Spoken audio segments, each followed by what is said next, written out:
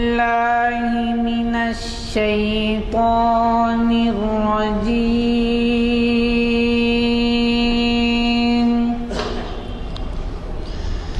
بسم الله الرحمن الرحيم.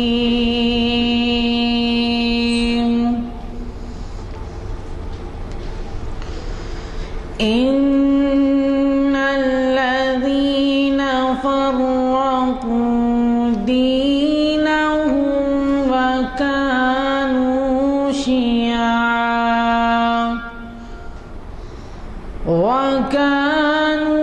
شيعا لست منهم في شيء إنما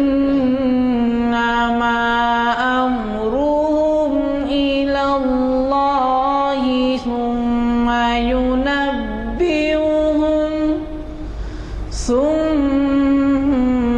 ينبئهم بما كانوا يفعلون. صدق اللہ. شریعت کے روشنی میں اس عنوان سے ہمیں مخاطب کیا تھا اور آج اظہار غم کے بارے میں. ظاہر ہے مجھے چند یہ بتانے کی ضرورت نہیں ہے کہ اسلام میں ہر چیز کے حدود ہیں، آداب لحاظ ہر کسی چیز کے حدود رکھے گئے ہیں اور ان حدود کے تجاوز کرنے سے ظاہر ہے کہ اب ہم گناہ میں مبتلا ہوتے ہیں. تو آج کا خطاب اس طرح سے اہمیت رکھتا ہے کہ ہم نے جب ان سے خواہش کی کہ وہ ہمیں عنوان سے سرفراز فرمائیں تو میں نے پہلے بھی آپ سے کہا ہے کہ ہمارے مقررین حالات حاضرہ کے پس منظر میں عنوان دیتے ہیں اور یہ کس طرح ضروری ہے آپ خود اچھی طرح سے سمجھ سکتے ہیں، کیونکہ اظہار غم میں ہماری یکسانیت باقی نہیں ہے. کسی طریقے سے بھی جو ہے اظہار غم کے طریقے کو یکساں نہیں کہا جا سکتا اور اس قدر ہم بڑھ جاتے ہیں اظہار غم میں کہ شریعت کی خلاف ورزی کو بھی ٹال مٹول سے کام لیتے ہیں اس. تو لہٰذا آج کے عنوان کی بڑی اہمیت ہے اور پروفیسر صاحب سے میں گزارش کرنے سے قبل آپ سے ایک اور گزارش یہ کرنا چاہتا ہوں کہ کل نہیں پرسوں یعنی 27 مارچ چہارشنبے کے روز اسی ہال میں بعد نماز عصر آپ کے جانے پہچانے مقرر اور اسکالر اقبالیات ڈاکٹر یوسف اعظمی ہمیں مخاطب کر رہے ہیں اور وہ محفل اقبال شناسی کی 707ویں نشست ہے اور اس کا بھی عنوان غیر معمولی اہم ہے، شکوہ جواب شکوہ عصر حاضر کے پس منظر میں. مجھے چند بتانے کی ضرورت نہیں ہے کہ اسکول کے پرائمری کے بچے بھی اور کم عمر طالب علم بھی اقبال سے تو اتنا واقف نہیں تھے مگر شکوہ جواب شکوہ کے کئی اشعار ان کو یاد تھے کیونکہ وہ ایسے زمانے میں تحریر ہوا تھا کہ جس میں ان کے دل و دماغ پہ وہ اثر کرتا تھا اور اس وجہ سے وہ جو ہے وہاں سے متعارف ہوئے اقبال سے جو ان کے ابتدائی کلام ہیں. تو میں گزارش کروں گا کہ اس میں بھی آپ اپنے ساتھیوں کو لیتے آئیں اور اس سے استفادے کا موقع دیں. خصوصاً آپ اس بات کی طرف توجہ دیں کہ ہمارے نوجوانوں کو جو ہے راغب کریں جو زیادہ تر ٹی وی کی طرف توجہ کیے ہوتے ہیں، کھیل کود کی طرف توجہ کیے ہوتے ہیں اور جب انہیں یہاں آپ ایک دفعہ لائیں گے اور اس کی اہمیت سے واقف ہوں گے تو پھر ظاہر ہے کہ جیسے دکنی زبان میں کہا جاتا ہے کہ چسکا لگے گا، وہ چسکا ان کو لگانے کی ضرورت ہے. اس کے بعد وہ خود جو ہے اپنے سے یا بعض نوجوان ایسے آتے ہیں جو پہلے آئیں تو ہم کو طرح اجنبیت محسوس کرتے تھے لیکن اس کے بعد وہ یہاں آنے کی طرف راغب ہو گئے. تو زیادہ آپ بہت بڑا کام کریں گے اگر وہ ایک ایسے جن کو شاعر اسلام کہا گیا ہے ان سے متعارف کرائیں. میں زیادہ وقت آپ کا لیے بغیر آج کے مقرر پروفیسر سید راشد نسیم ندوی صاحب کو، جو جیسا کہ آپ واقف ہیں اور چندہ بتانے کی ضرورت نہیں ہے کہ پریزیڈنٹ کے ایوارڈ یافتہ ہے اور وہ ان کے خطاب کو سننے کے لیے اتوار کے دن چریان پیلیس میں سارے شہر سے کھینچے چلے آتے ہیں لوگ. چنانچہ یہاں سے بھی 2-3 کاس میں جاتے ہیں لوگ فجر کی نماز پڑھنے. بہرحال میں زیادہ تعریف تو نہیں کر سکتا کیونکہ منہ پہ تعریف ہو جائے گی. میں گزارش کرتا ہوں کہ وہ اپنی ضروری خیالات سے استفادے کا موقع دیں. الحمدللہ رب العالمین والصلاة والسلام علی سید المرسلین وعلی آلہ واصحابہ اجمعین. اما بعد قد قال اللہ تبارک وتعالی فی القرآن المجید والفرقان الحمید اعوذ باللہ من الشیطان الرجیم بسم اللہ الرحمن الرحیم یا ایہا الذین آمنوا ادخلوا فی السلم کافہ ولا تتبعوا خطوات الشیطان انہ لکم عدو مبین. وقال اللہ تبارک وتعالی ومن یبتغی غیر الاسلام دینا فلن یقبل منہ وہو فی الآخرۃ من الخاسرین. صدق اللہ العظیم. بزرگوں اور دوستو، گزشتہ ایک نشست میں اسلام نے خوشی کے اظہار کے لیے ہم کو کیا پیرایا عطا کیا اور کس حد تک اجازت دی اور کون ایسی چیزیں ہیں جن پر پابندی لگائی، اس کا تذکرہ ہو چکا ہے. اسی موقع پہ چونکہ یہ تجویز آئی تھی کہ خوشی کی ضد غم ہے، غم کے اظہار کے سلسلے میں شریعت نے کیا رہنمائی کی ہے اس پہ گفتگو ہو. واقعہ یہ ہے کہ اللہ تعالیٰ نے اپنے دین میں زندگی کے تمام مرحلوں اور شعبوں کی رہنمائی فرمائی ہے. خوشی اس کے منانے کا طریقہ بتایا گیا ہے، غم اس کو غلط کرنے کا طریقہ بتلایا گیا ہے، غصہ کیسے قابو میں رکھا جائے اس پر اللہ اور اس کے رسول نے رہنمائی کی. انسان زندگی میں جو طبعی چیزوں سے گزرتا ہے، جن کا بھی میں نے اشارہ کیا، خوشی بھی ایک طبعی چیز ہے، غم بھی ایک فطری چیز ہے، غصہ بھی انسان کی نفسیات اور فطرت میں ودیت ہے. تو انسان جن چیزوں پر مجبول ہے، مجبور کا لفظ نہیں، را سے نہیں بلکہ لام سے میں استعمال کر رہا ہوں، جس کے عربی کے معنی ہوتے ہیں کہ جن چیزوں پہ وہ پیدا کیا گیا ہے، اس کی جبلت میں جو چیزیں رکھ دی گئی ہیں، اللہ کے دین نے ان چیزوں کی پوری رعایت کی اور ان کے سلسلے میں جامع احکام عنایت فرمائے. ضرورت 2 چیزوں کی ہوتی ہے. نمبر 1 علم معلوم کریں ہم،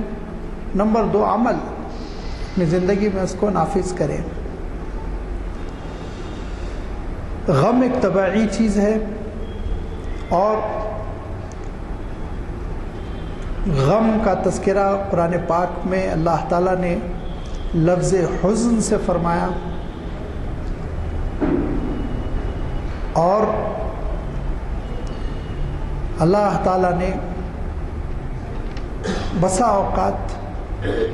اپنے نبی سے بھی خطاب کرتے ہوئے لفظ حزن اختیار فرمایا کہ آپ حزن نہ کریں، آپ غم نہ کریں. تو پتہ یہ چلا کہ غم جو ہے ایک ایسی فطری چیز ہے جس سے انسان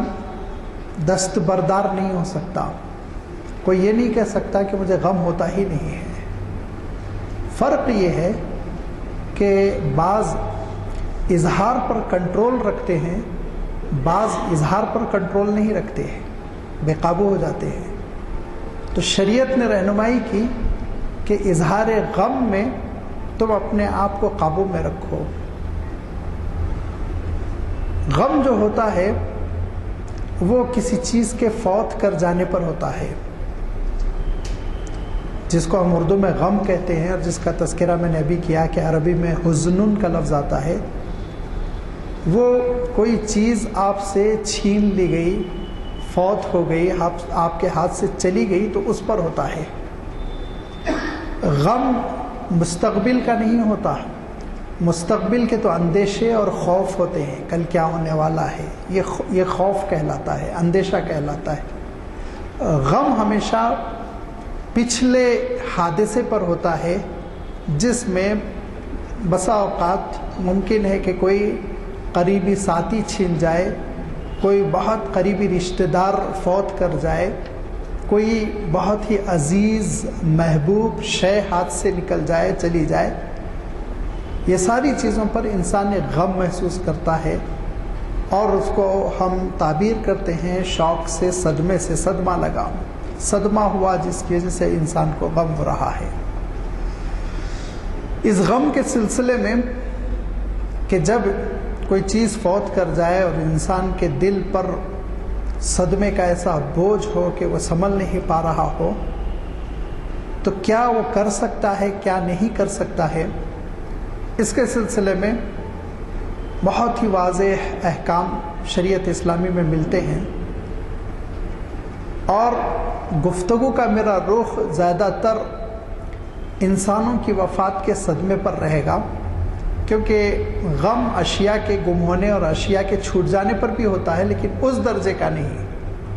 کا نہیں جس درجے کا اپنے کسی قریبی ساتھی یا رشتہ دار کے چھوٹ جانے کا ہوگا۔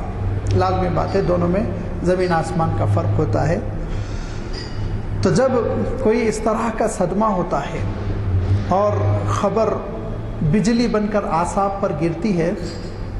تو اس موقع پر بہت ساری چیزیں ایک عام انسان سے سرزد ہو جاتی ہے، صادر ہو جاتی ہے، جس کو بعض چیزوں کو شریعت پسند نہیں کرتی، پابندی لگاتی ہے، اور بعض چیزوں کی اجازت دی گئی ہے۔ اس میں سب سے زیادہ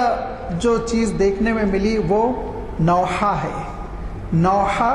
یا نیاحہ، یہ دونوں لفظ عربی کے ہیں، دونوں مصدر ہے، ایک ہی معنی رکھتے ہیں۔ اس کی تشریح میں یوں کر سکتا ہوں کہ سچویشن کو بیان کر کے، صورتحال جس سے انسان دوچار ہے اس کو بیان کر کے مصنوی طور پر رونا یا اصلی طور پر رونا، یہ نیاحہ یا نوحہ کہلاتا ہے۔ اس کی تشریح کی بہت زیادہ ضرورت اس لیے نہیں ہے کہ اگر آپ اس کیفیت کو دیکھنا ہو تو برادران وطن میں اگر کسی کی وفات ہو جائے تو ان کی خواتین کو دیکھیے کہ وہ کس طرح بیان کرتی ہیں، قصہ کہانی بنا کر یہ ہونے والا تھا، یہ ہو گیا، اور بسا اوقات ان کا رونا اصلی ہوتا ہے، بسا اوقات مصنوی ہوتا ہے۔ اس عمل کو نیاحہ کہتے تھے، اور اللہ کے رسول صلی اللہ علیہ وسلم کی بعثت سے پہلے یہ بڑا پسندیدہ عمل تھا، آپ حیرت کریں گے۔ اور مرنے والا وصیت کرتا تھا کہ بکثرت مجھ پر نوحہ کیا جائے، جتنے نوحہ کرنے والے ہوں گے اتنا وہ ہر دل عزیز اور مقبول سمجھا جائے گا، اور اس کے لیے پیمنٹ کر کے نوحہ کرنے والوں کو بلایا جاتا تھا، پیسے دے کر نوحہ کرنے والوں کو بلایا جاتا تھا، خوب بیان کر کے روتے رلاتے تھے، ایک ماحول بنانے کی کوشش کرتے تھے۔ یہاں تک کہ جب جنگ بدر ہوئی، اور جنگ بدر میں اللہ تعالیٰ نے غیر معمولی مدد فرمائی اہل ایمان کی، اور چھوٹی سی ٹکڑی بڑے لشکر پر غالب آ گئی۔ مکہ مکرمہ کے 70 سورما مشرکین قریش کے جب مارے گئے، بڑے بڑے سردار، جس میں ابو جہل بھی مارا گیا، تو مکہ مکرمہ والوں نے ڈیسیشن لیا کہ ہم نوحہ نہیں کریں گے، اس بار ہم نوحہ نہیں کریں گے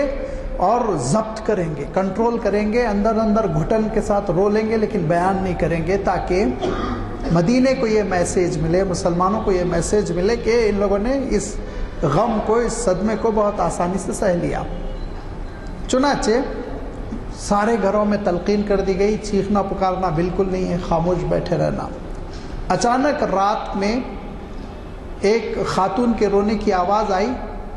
اور ان کے رونے کی آواز جیسے ہی آئی تو لوگوں نے یہ سمجھا کہ جو آرڈیننس ابھی ایشو ہوا تھا، صادر ہوا تھا کہ رونا منع ہے، وہ کینسل کر دیا گیا ہے، شاید رونے کی اجازت دے دی گئی، اور لوگ اپنے اپنے گھروں سے چیخنا پکارنا شروع کیے۔ بہت پریشان ہوئے،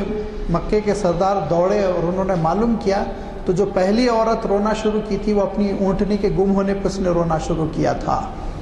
اور اس کو سن کے جو دوسروں نے اپنے اپنے مردوں کی یاد میں رونا شروع کر دیا تو ایک ہنگامہ مچا، پھر سب کو خاموش بٹھایا گیا۔ تو اس پہ آپ حیرت کریں گے، ایک شاعر نے بڑے اچھے اشعار کہے کہ اونٹنی کے گم ہونے پر رونے کی اجازت ہے، اور میرا لخت جگر نور نظر وہ میدان جنگ میں مارا گیا، اس پہ مجھے چیخنے پکارنے کی اجازت نہیں ہے، کیسے ہو تم لوگ مکے کے ظالموں۔ تو یہ نوحہ، یہ آپ صلی اللہ علیہ وسلم کی بعثت اور آمد سے پہلے رائج تھا، لیکن اللہ کے رسول صلی اللہ علیہ وسلم نے سختی سے اس پر پابندی لگائی اور فرمایا، آپ نے کھل کر یہ ارشاد فرمایا، النیاح من عمل الجاہلیہ، کہ دیکھو یہ چیخ پکار کر رونا، بیان کر کر کے اصلی یا نقلی طور پر رونا، یہ دور جاہلیت کی یادگار ہے، اس کو تم ہرگز نہیں اپنا سکتے، اس کی کوئی تم کو اجازت نہیں ہے، ضبط تم کو کرنا ہوگا،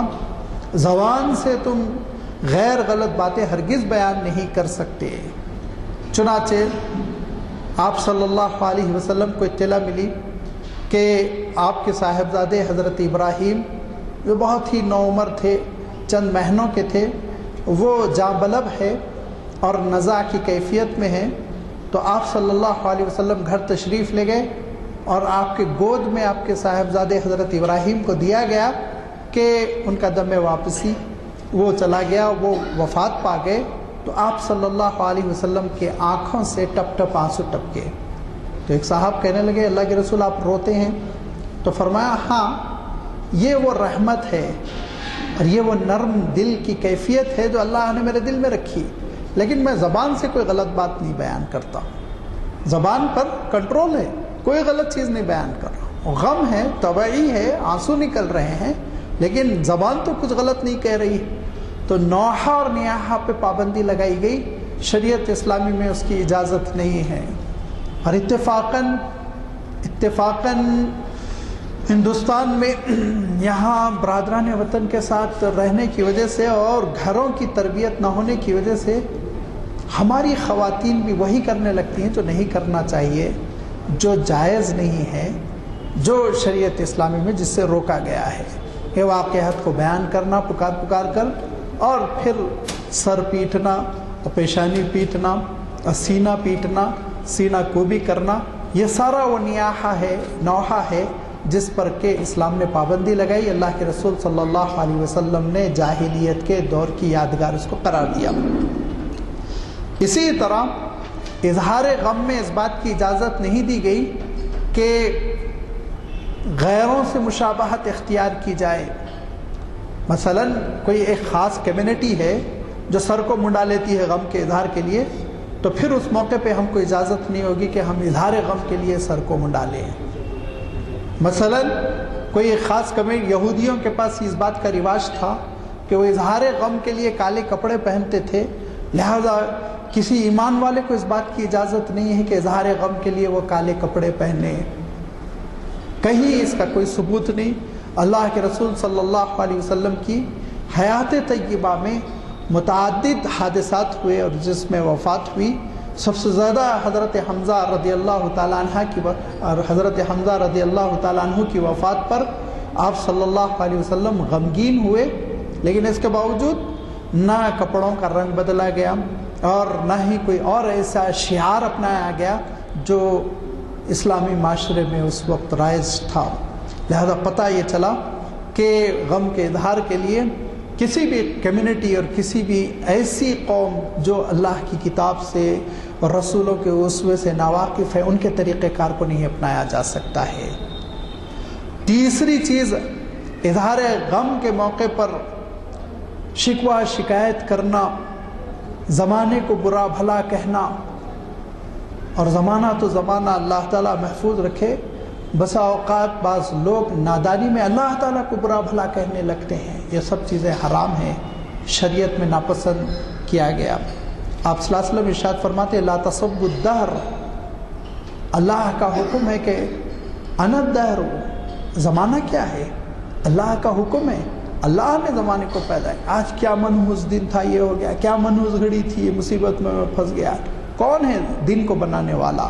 کون ہے گھڑیوں کو بنانے والا؟ کون ہے وقت کو بنانے والا؟ پروردگار عالم ہے۔ لہذا فرمایا زمانے کو برا بھلا نہ کہو۔ جب اللہ کی مخلوق کو برا بھلا کہنے سے روکا گیا، بلکہ اللہ کے رسول صلی اللہ علیہ وسلم نے، موضوع سے ہٹ کے میں کہہ رہا ہوں، سواری کو بھی برا بھلا کہنے سے روکا۔ مثلا آپ سوچیں گے سواری کو برا بھلا کون کہتا ہے؟ نہیں، آپ دیکھیے کبھی گاڑی اسٹارٹ نہ ہو رہی ہو، بالکل مارتے مارتے اس کو کلک کرتے کرتے بے چین ہو گیا تو بہت گندی اس کو گالی بک دیتے ہیں۔ کیا ہے؟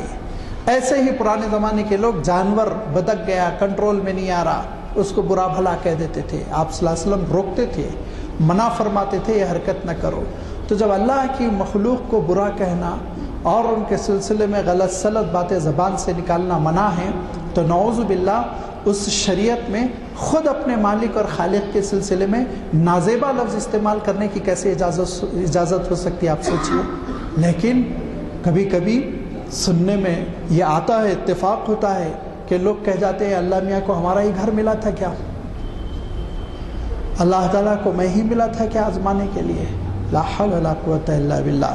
لہذا اس پر اسلام میں بہت ہی تاکید کر دی گئی۔ ایک خاتون رو رہی تھی، اسی طرح کی چیزیں بیان کر رہی تھی۔ اللہ کے رسول صلی اللہ علیہ وسلم نے کہا کہ اے اللہ کی بندی صبر کرو، یہ سب کیا کر رہی ہو تم؟ تو کہا کہ آپ پہ تو وہ مصیبت نہیں آئی ہے نا جو مصیبت مجھ پر آئی۔ تو آپ صلی اللہ علیہ وسلم گھر تشریف لے گئے۔ لوگوں نے کہا تم نے دیکھا، تم نے کس سے کہا؟ یہ اللہ کے رسول تھے جن سے تم نے یہ جواب دیا۔ تو خیر ان کو پچھتاوا ہوا، بعد میں گھر آئیں معافی مانگنے کے لیے۔ تو اللہ کے رسول صلی اللہ علیہ وسلم نے کہا کہ دیکھو صبر جو ہے جس پہ اجر ملتا ہے نا، وہ صدمے کے موقع پر ہے، 3-4 دن کے بعد تو سب کو صبر آتا ہے، ہر ایک کو ایٹومیٹیکلی صبر آتا ہے۔ 1-2 رات گزر جانے کے بعد، نارمل نیند مل جانے کے بعد تو انسان پھر خود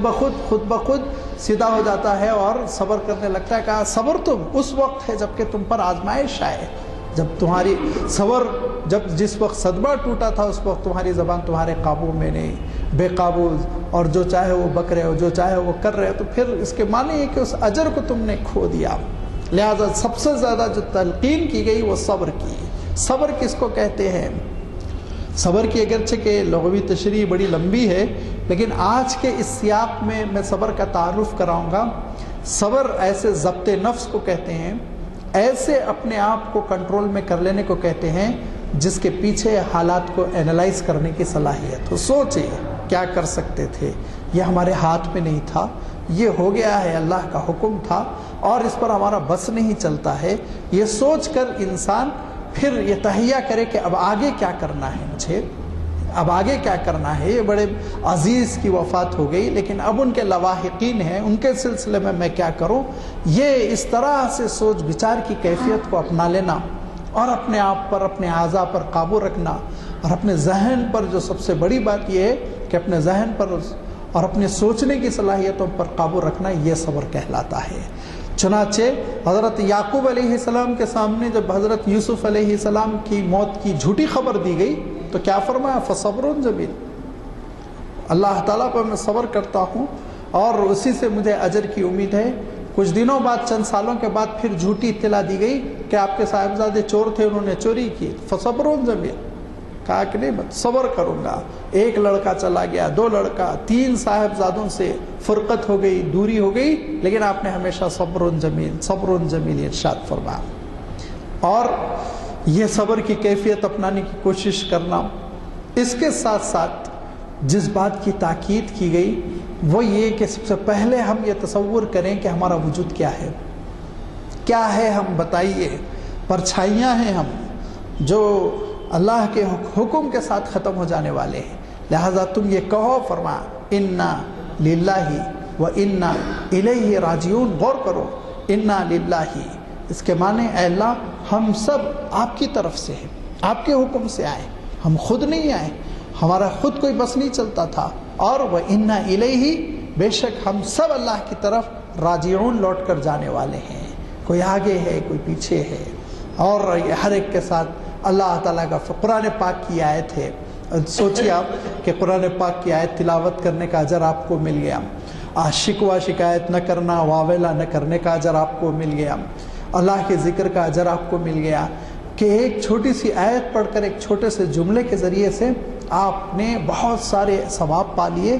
اور اس کے ساتھ ساتھ اللہ کے رسول صلی اللہ علیہ وسلم ایک اور جملہ ارشاد فرمایا کرتے تھے۔ حضرت زینب رضی اللہ تعالیٰ عنہ جو آپ صلی اللہ علیہ وسلم کی صاحبزادی ہیں، وہ یہ کہتی ہیں کہ میرے بیٹے کی بہت طبیعت خراب ہے، ذرا آپ تشریف لائیں۔ تو فرمایا دیکھو بیٹی، مجھ پر پوری امت کا بوجھ ہے، اس وقت میں اہم مصروفیات میں ہوں، اللہ پر صبر کرو، بھروسہ کرو، میں کیا کر سکتا ہوں۔ پھر تھوڑی دیر میں قاصد بھیجا اور کام کہ ابا جان خدارہ آ جائیے، اللہ کی قسم آپ آ جائیے۔ قسم دے کے جب بھیجا تو آپ صلی اللہ علیہ وسلم اٹھ پڑے۔ حضرت عبادہ ابن ثابت رضی اللہ تعالیٰ عنہ وہ بھی ساتھ ہے، اور بچے کو گود میں دیا کہ بس ان کی گردن لڑکھڑا گئی۔ تو اللہ کے رسول صلی اللہ علیہ وسلم نے ایک تاریخی جملہ ارشاد فرمایا، اور اس جملے کو یاد کرنا چاہیے، اس جملے کو صدمے کے موقع پر پڑھنا چاہیے، کہنا چاہیے اِنَّ لِلَّهِ مَا أَعْطَى وَلَهُ مَا أَخَذَ وَكُلُّ شَيْءٍ عِنْدَهُ بِمِقْدَارٍ۔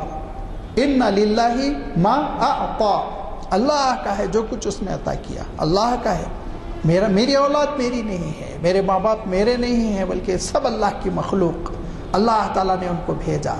اور اِنَّ لِلَّهِ مَا أَعْطَى وَلَهُ مَا أَخَذَ، جس کو اس نے چن لیا اس کی مرضی، وہ اس کا ہے، اس کا فیصلہ چلے گا، ہمارا فیصلہ چل ہی نہیں سکتا۔ میں نے پیدا نہیں کیا تو پھر میں اٹھانے والا نہیں، تو لازمی بات ہے کہ صبر کرنا چاہیے۔ اور وہ کل شیء عندہ بمقدار، ہر چیز کی مقدار اس کے پاس طے ہے۔ ہم لوگ یہ کہتے ہیں کہ بے وقت موت نے بہت صدمہ پہنچایا، آپ کی غلط فہمی ہے، بے وقت موت نہیں ہے، وقت طے تھا ان کا۔ کسی کا وقت جوانی میں طے ہے، کسی کا پیرانہ سالی میں، کسی کا ادھیڑ پر میں، کسی کا بڑھاپے میں۔ اللہ تعالیٰ قرآن پاک میں ارشاد فرماتا ہے کہ ہم بعضوں کو بڑھاپے کے مرحلے تک لے جاتے ہیں اور بعضوں کو اس سے پہلے ہم اٹھا لیتے ہیں، ہماری مرضی ہے۔ کل شیء عندہ بمقدار، اس کی حکمت جانتی ہے کس کو دنیا میں کتنے دن رکھنا ہے، کون سی چیز دنیا میں کتنے دن رہے گی، یہ وہ باری تعالیٰ جانتا ہے۔ لہذا یہ بے وقت موت کوئی نہیں ہوتی، ساری موتیں لکل اجل مسمى، فرمایا ہر ایک کا وقت ہے اللہ کے پاس، طے شدہ وقت ہے۔ ہاں آپ یوں بول سکتے کہ اچانک وفات نے، اچانک صحت مند تھے، توقع نہیں تھی، اچانک ہو گئی وفات، ٹھیک ہے۔ بے وقت بھی اگر خالی الذہن کوئی بیچارہ کہہ رہا ہے تو کوئی میں فتویٰ دینے نہیں جا رہا ہوں، لیکن اگر دیکھا جائے تو تعبیر اسلامی نہیں ہے۔ یہ اچانک وفات نے صدمہ پہنچایا ہے، جوانی کی وفات نے صدمہ پہنچایا، یہ الفاظ بولنے میں کوئی حرج نہیں۔ تو میں یہ عرض کر رہا تھا کہ جیسے اِنَّ لِلَّهِ وَإِنَّ إِلَيْهِ راجعون آیت کریمہ پڑھی جا سکتی ہے، ویسے ہی اللہ کے رسول صلی اللہ علیہ وسلم نے اور بھی الفاظ ارشاد فرمائے، وہ الفاظ نہ صرف پڑھے جا سکتے بلکہ ان پر سوچا جائے، سمجھا جائے، سامنے والے کو سمجھایا جائے، انشاءاللہ اس سے تسلی کا سامان ہوگا۔ اظہار غم کے لیے جس طرح استرجاع کی اجازت ہے، استرجاع یہ فقہ اسلامی کی اصطلاح ہے جس کے معنی یہ اِنَّ لِلَّهِ وغیرہ پڑھنا، اسی طرح اظہار غم کے موقع پہ اللہ تعالیٰ کے دربار میں رجوع ہونے کا بھی بہت اچھا موقع ہوتا ہے۔ یہ سارے نبیوں کی سنت ہے کہ جب صدمہ ہو جائے، شدید صدمہ ہو جائے تو پھر بندہ اللہ تعالیٰ سے رجوع کر لے، اور جب بندہ اللہ تعالیٰ سے رجوع کرتا ہے اور اس کے دربار میں اپنا درد دل رکھتا ہے تو پھر اللہ تعالیٰ کی جانب سے کچھ فیصلے ہوتے ہیں، کچھ عجیب و غریب فیصلے ہوتے ہیں۔ اللہ کے رسول صلی اللہ علیہ وسلم نے طائف کے سفر کے بعد زخمی جسم کے ساتھ جب اپنا درد دل اللہ تعالیٰ کے سامنے رکھا اور یہ کہا اللہم الیک اشکو ضعف قوتی وقلت حیلتی وہوانی فی الناس، مولا آپ ہی کے دربار میں اپنا صدمہ بیان کرتا ہوں، یہ لوگوں میں جو ذلت ہوئی، جو آج مجھے کمزور بنا کر پیٹا گیا، پتھروں کی بارش کی گئی، مولا اس کا شکوہ آپ کے سوا میں کسی کے سامنے بیان نہیں کرتا۔ اسی کے معان بعد آپ دیکھیں گے، تاریخ اٹھا کر دیکھیے، اللہ تعالیٰ نے آپ صلی اللہ علیہ وسلم کو معراج کے سفر کی دعوت دی، آپ معراج پر تشریف لے گئے۔ طائف سفر کے بعد معراج کا واقعہ ہوا، دل بستگی کے لیے اللہ تعالیٰ نے اتنا بڑا فیصلہ فرمایا۔ آپ دیکھیں گے کہ حضرت یعقوب علیہ السلام کو جب پیغام 1 2 3 صاحبزادوں کی اطلاع ملی، حضرت یوسف علیہ السلام کو کنویں میں ڈال کر کہا گیا کہ ان کو بھیڑیا کھا گیا۔ بنیامین جو حضرت یعقوب علیہ السلام کے سب سے چھوٹے صاحبزادے تھے، حضرت یوسف علیہ السلام کے چھوٹے بھائی تھے، ان کے بارے میں کہا گیا کہ وہ چوری کی، انہوں نے گرفتار ہو گئے۔ اور جو سب سے بڑے بھائی روبیل یا روبین ان کا نام آتا ہے، انہوں نے کہا کہ میں ابا کو صورت دکھانے کے قابل نہیں رہ گیا، لہذا میں گھر لوٹ کر نہیں آؤں گا، کہیں میں ایسے ہی صحرا میں نوردی کے ساتھ زندگی بسر کر لوں گا۔ تو 3 صاحبزادوں کی جدائیگی کی خبر پر حضرت یعقوب علیہ السلام نے کیا کہا کہ انما اشکو بثی و حزنی الی اللہ، اے اللہ آپ ہی کے پاس میرے درد کا مرہم ہے، آپ کے سامنے میں اپنا صدمہ بیان کرتا ہوں، آپ کے سامنے میں اپنا غم بیان کرتا ہوں۔ بس اس کے بعد سے حالات بدلنا شروع ہو گئے، حالات بدلتے چلے گئے، اور یہاں تک کہ پھر حضرت یعقوب علیہ السلام کا ملک مصر سفر ہوا اور تینوں بیٹوں سے ملاقات ہو گئی، سارے خاندان کو پورے سرکاری اعزاز کے ساتھ محل میں مہمان بنایا گیا، بالکل حالات بدل گئے۔ حضرت ایوب علیہ السلام کا بھی اللہ تعالیٰ واقعہ بیان فرماتا ہے کہ حضرت ایوب علیہ السلام پر اللہ تعالیٰ نے نعمتوں کی بارش فرمائی تھی۔ ایک تو وہ اللہ کے نبی تھے، اور اس سے بڑھ کر کوئی اور اعزاز تو ہو ہی نہیں سکتا، لیکن یوں بھی بہت کھاتے پیتے گھرانے اور حویلی نما ان کا محل تھا، اور اس میں سینکڑوں خادم، ہر طرح کی نعمت حضرت ایوب علیہ السلام کو اللہ تعالیٰ نے دے رکھی تھی۔ بڑے شکر گزار بندے، اور وہ اللہ تعالیٰ کا شکر، وہ تہجد، وہ عبادتیں کہ اس کی کوئی مثال نہیں۔ تو ابلیس نے کہا کہ اللہ آپ نے ان کو اتنا دے رکھا نا، اتنی بڑی کوٹھی دے رکھی ہے، اتنے سینکڑوں ملازمین ہیں اور ہر قسم کی دولت ہے، ریل پیل ہے، تو آپ کا شکر ادا نہیں کریں گے تو کیا کریں گے؟ آزمائشوں میں رہتے، مصیبتوں میں رہتے اور آپ کے فرما بردار ہوتے تو میں سمجھتا ایوب کچھ ہے۔ تو کہا نہیں، ایوب کچھ اور ہے، تم نہیں سمجھ سکتے ہو۔ لہذا حضرت ایوب علیہ السلام پر حالات بدلنے لگے۔ سب سے پہلے تو ایک سیلاب آیا، سیلاب کی وجہ سے حویلی گر گئی، سارے بال بچے ماں ملازمین اس حویلی کے ملبے میں دب کر ختم ہو گئے، سوائے حضرت ایوب علیہ السلام اور حضرت ایوب علیہ السلام کی اہلیہ کے کوئی نہیں بچے۔ اب اس کے بعد سے پہلی آزمائش تو اتنی بڑی، دوسری آزمائش عام طور پر آج بھی ہوتا ہے، جن علاقوں میں سیلاب آ کر جاتا ہے وہاں خارش وغیرہ کی بیماریاں پھر پھیل جاتی ہیں۔ حضرت ایوب علیہ السلام کے جسم میں بھی یا تو اللہ کی آزمائش تھی یا طبعی حالات تھے، بہرحال زخم بننے لگے، اور پھر وہ زخم ایسے بڑھنے لگے کہ ان میں کیڑے پنپنے لگے، اور جس کی وجہ سے حضرت ایوب علیہ السلام شدید تکلیف میں مبتلا، لیکن وہی معاملات، وہی تہجد، وہی دعائیں، وہی اللہ کی اطاعت فرما برداری، وہی اس کی شکر گزاری۔ یہاں تک کہ بستی والوں نے دیکھا کہ حضرت ایوب علیہ السلام کا جسم پورا یہاں سے وہاں تک تار تار ہو رہا ہے، زخم بھر گئے ہیں، اور اس میں جو ہے اس طرح سے کیڑے پڑ رہے ہیں۔ تو ان لوگوں نے حضرت ایوب علیہ السلام سے یہ درخواست کی کہ آپ بستی چھوڑ دیجئے، بلکہ حضرت ایوب علیہ السلام کو انہوں نے بستی سے، گھروں کے درمیان سے نکال دیا، اور حضرت ایوب علیہ السلام کو وہاں لے جا کر ڈال دیا جہاں کے کچرا پھینکتے تھے، کوڑا ڈالتے تھے۔ وہیں پر حضرت ایوب علیہ السلام کی اہلیہ نے ایک جھوپڑی جیسے بنا دی، کچھ ریزوں سے اور کچھ چٹائیوں سے، اور اسی جھوپڑی میں حضرت ایوب علیہ السلام نماز پڑھتے رہتے، اللہ کی عبادت کرتے رہتے، مشغول ہمتن ہما وقت اللہ کی اطاعت و فرما برداری۔ اور حضرت ایوب علیہ السلام کی اہلیہ نبی محترم کی بیوی، وہ گھروں میں کام کاج کرتی اور برتن دھوتی، جھاڑو دیتی، اور شام میں مزدوری، کچھ روٹی، اس زمانے میں سکے وکے نہیں ہوتے تھے، روٹی اور کچھ کھانے کا سامان لے کے گھر آتی، اور اس طرح سے ہر دو پیٹ بھر لیتے۔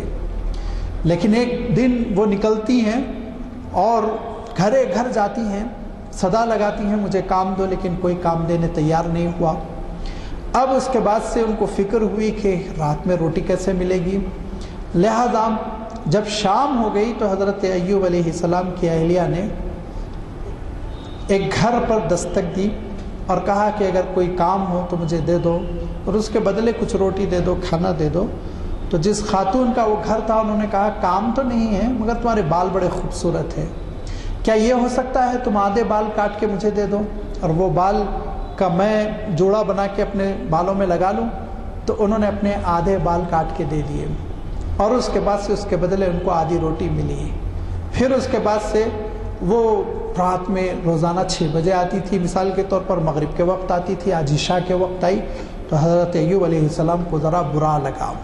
اور حضرت ایوب علیہ السلام نے نیت کر لی صحت مند ہو جاؤں تو 100 کوڑے لگاؤں، بہت گھر سے غائب رہنے لگی ہیں، دل میں ایسا سوچ لیا۔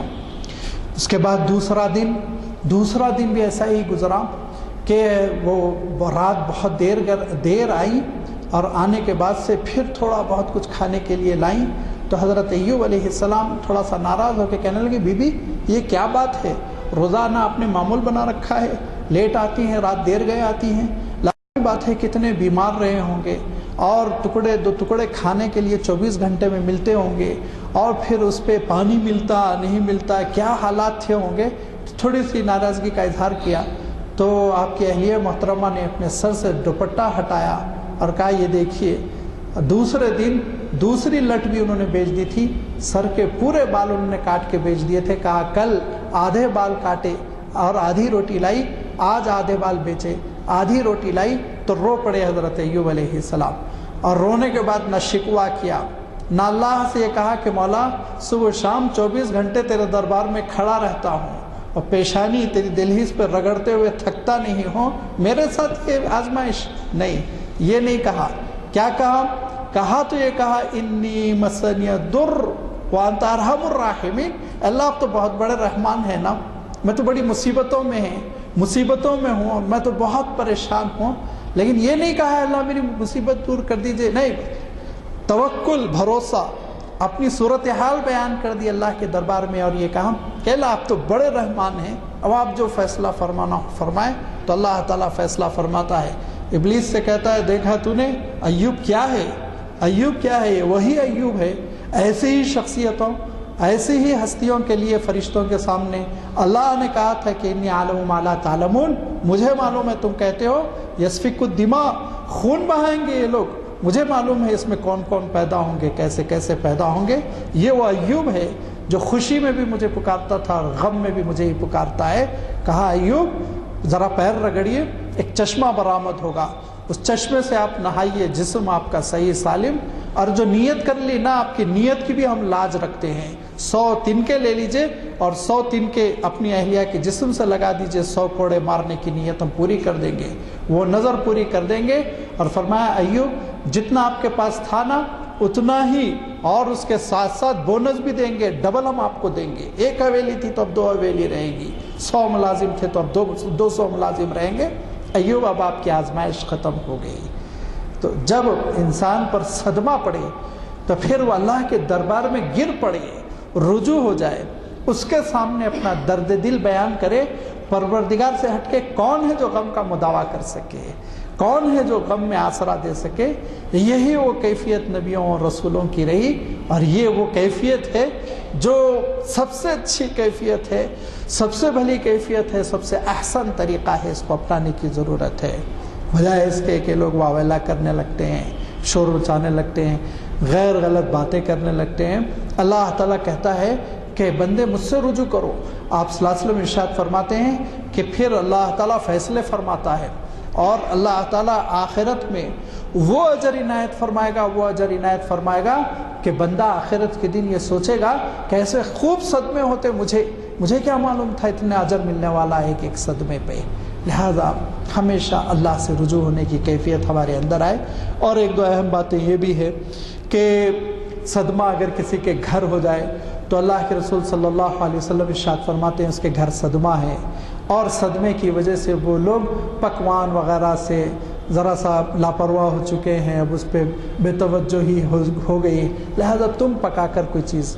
یا کھانے پینے کی کوئی چیز، تم پڑوسیوں سے خطاب، رشتہ داروں سے خطاب ہے کہ تم لوگ لے جایا کرو۔ یہ سنت سے ثابت ہے۔ واقعہ یہ ہے کہ یہ ہمدردی کا بھی تقاضا ہے، اس میں کوئی مسلم غیر مسلم شرط نہیں ہے۔ جس کے گھر صدمہ، آپ ان کے گھر پانی کی فکر کیجئے، کھانے کی فکر کیجئے، چائے کی فکر کیجئے، لیکن یہ جو کانسیپٹ ہے اس کے ساتھ ساتھ گھر میں چولہا نہیں سلگنا چاہیے، اس کی کوئی بیس نہیں ہے۔ گھر میں چولہا سلگ جائے کوئی حرج نہیں ہے، آپ نے یہ ارشاد فرمایا کہ یہ لوگ اتنا غم میں مشغول ہیں کہ چولہا نہیں سلگا پا رہے ہیں، تم کچھ تحفہ بھیجو۔ یہ نہیں فرمایا چولہا نہ سلگاؤ، جو ہمارے پاس ہو گیا 2 دن چولہا نہیں سلگانا، اس کی کوئی اساس نہیں، اس کی کوئی بنیاد نہیں۔ اگر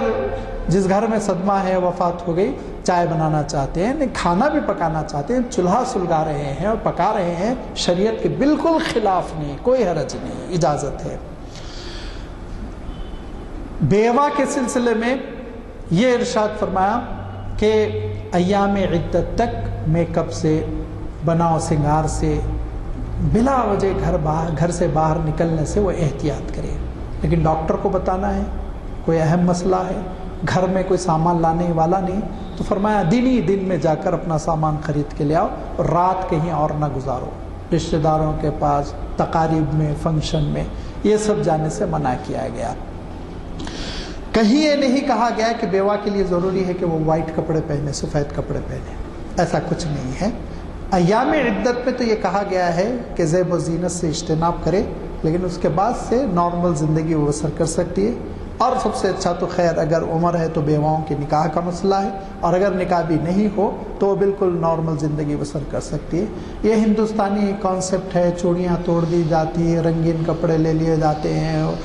زندگی میں کفن پہنا دیا جاتا ہے تاکہ وہ بیچاری کو ہمیشہ شرمندگی رہے۔ اور یہی نہیں بلکہ جب شادی ہوگی تو دلہن پہ پہلی نگاہ بیوہ کی نہیں پڑنی چاہیے، سہاگن ہی کی پڑنی چاہیے۔ یہ سب وہ خرافات ہے جس کا شریعت اسلامی سے کسی قسم کا کوئی تعلق نہیں، ان کو ہم اپنی سوسائٹی سے نکال کر پھینک دیں۔ اسی کے ساتھ ساتھ ایک بات یہ بھی آپ کی خدمت میں رکھ دوں کہ سالانہ کسی کے مرنے کا غم بنانا اور خاص قسم کے تراش کے خاص رنگ کے کپڑے پہننا اور چیخ پکار کے رونا، یہ دراصل کانسیپٹ یہودیوں سے مسلمانوں کے بعض فرقوں میں آیا ہے، کیونکہ یہودیوں کے پاس جدار البکا کے پاس گریا کی جو دیوار ہے وہاں سالانہ رونے کی رواج تھا، اب بھی ہے باقی، اب تو ذرا کم ہو گیا، روتے ہوتے نہیں ہے، شور زیادہ کرتے ہیں وہاں جا کے، لیکن چونکہ آپ صلی اللہ علیہ وسلم کے زمانے میں یہ بہت رواج تھا، اس سے بعض فرقوں نے اس مزاج کو لے لیا ہے، اسلام میں اس کی کوئی اصل نہیں ہے۔ مرحومین کے لیے جس قدر ہو سکے آپ دعائے مغفرت کا اہتمام کیجئے، ان کے درجات کی بلندی کا اہتمام کیجئے، لیکن یہ ٹائم باؤنڈ قسم کے فنکشن اسلام میں نہیں ہے۔ وقت کے ساتھ دوسرے دن کچھ ہونا چاہیے، 40 دن پہ کچھ ہونا چاہیے، سالانہ کچھ ہونا چاہیے، اس کا ہر گھنٹے ہونا چاہیے، ہر لمحے ہونا چاہیے۔ اچھی اولاد تو وہ ہے جو ہر نماز کے بعد اپنے والدین کے لیے دعائے مغفرت کرے اور یہ کہے ربنا اغفر لی ولوالدی وللمؤمنین یوم یقوم الحساب۔ قرآن پاک سے استفادہ نہیں ہے، قرآن مجید نے کیا کیا دیا ہے ہم کو، اس سے پیاری دعا نہیں ہے ربنا اغفر لی، اللہ میری بھی مغفرت فرما، ولوالدی میرے والدین کی مغفرت فرما، وللمؤمنین عموم کر دیا سارے مومنوں کے لیے اللہ مغفرت فرما، اور ربنا اغفر لنا ولاخواننا الذین سبقونا بالایمان، اللہ ایمان پہ جتنے گزر گئے ہم سب کی مغفرت فرما، ولا تجعل فی قلوبنا غلا للذین آمنوا ربنا انک رؤوف رحیم۔ ایسی جامع دعائیں ہیں کہ ان دعاؤں کو ہم اپنائیں اور صدمے کے موقع پر بھی اور عام حالات میں بھی ان دعاؤں کا انشاءاللہ ورد رکھیں۔ یہ ہے شریعت کے حدود کہ تم غم کا اظہار تو کر سکتے ہو،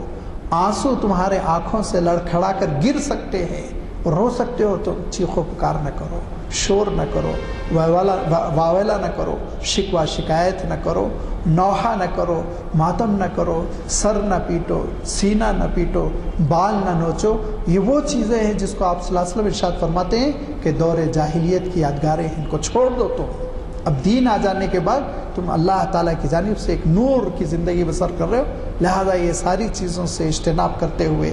جب بندے مومن صبر اور ضبط کے ساتھ اور اللہ کے دربار میں رجوع ہو کر اپنے درد دل کو بیان کرتے ہوئے صدمے کو برداشت کرتا ہے تو پھر اللہ تعالیٰ نے اس پہ انسان کو اجر رکھا، درجات کی بلندی رکھی۔ اللہ تعالیٰ ہم سب کو شریعت کی روشنی میں زندگی گزارنے کی توفیق عنایت فرمائے۔ وآخر دعوانا ان الحمدللہ رب العالمین۔ حضرات،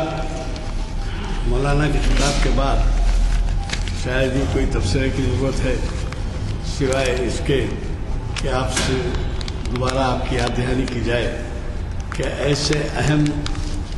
جو واعظ ہیں جو روحانی فیض کا باعث بنتے ہیں اور جس سے آپ نہ صرف خود استفادہ کرتے ہیں بلکہ اپنے دوست احباب اور کمیونٹی اور سب کو جو ہے اس سے استفادے کا بلا لحاظ مذہب و ملت آپ پرچار کر سکتے ہیں. تو ایسے خطابات جہاں پر جب ہوتے ہیں تو آپ جب اس کی اہمیت جانتے ہیں تو میرے خیال میں آپ ہمارے سفیر بن جائیے اور لوگوں سے کہیے کہ ایسے علماء جن کو ہوائی جہاز کے ذریعے باہر بلایا جاتا ہے 5 اسٹار ہوٹلوں میں ٹھہرایا جاتا ہے وہ ہمارے پاس جو ہے بلا معاوضہ یا والہانہ یا رضاکارانہ طور پر جب مخاطب کرتے ہیں تو ان کی یہ قدر کریں کہ ان سے استفادے کا کچھ فائدہ موقع ہو جائے. چند اعلانات ہیں. دعا تو ہو چکی ہے لیکن میں 2-3-4 اعلانات کرنا چاہتا ہوں. ایک تو یہ کہ انجمن ترقی اردو دہلی کی طرف سے ہمارے پاس کچھ پرچے آتے ہیں.